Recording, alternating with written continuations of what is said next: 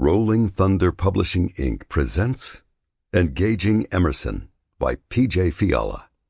Narrated by Rose Dioro and Troy Duran at Brickshop Audio Inc. Chapter 1. Emmy crept along the edge of the road where it met up with the land surrounding the house they believed Anton Smith was living in. Or was it hiding in? Either way, it didn't at all look like a home a billionaire would be caught dead in.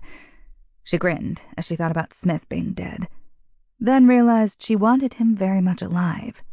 He deserved the punishment he was about to receive, and he needed to be alive to live through it. If only she could see him every day in jail and watch his deterioration unfold.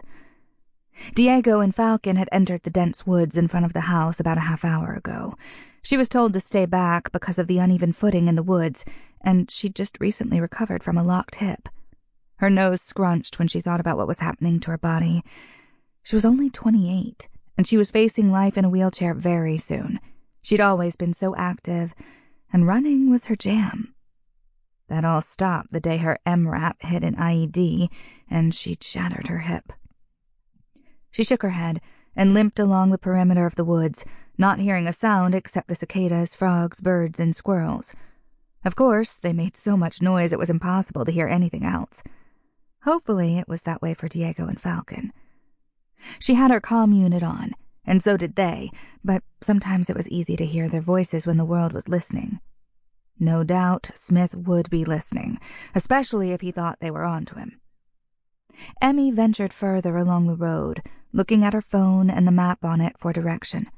The road she walked turned and meandered along the bottom of this hill for what seemed like miles.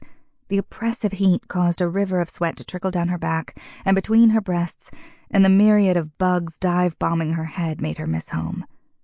A hissing sound stopped her forward motion, which jarred her right hip. Slowly looking for the culprit, a coiled copperhead snake rose its head and stared at her.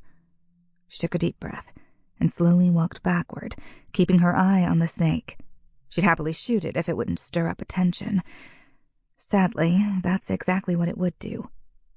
Her comm unit clicked. I have a visual on the house. I don't see anyone stirring, and it looks like a dump. There's old furniture, buckets, and garbage all over the porch. I don't think the front door is used at all.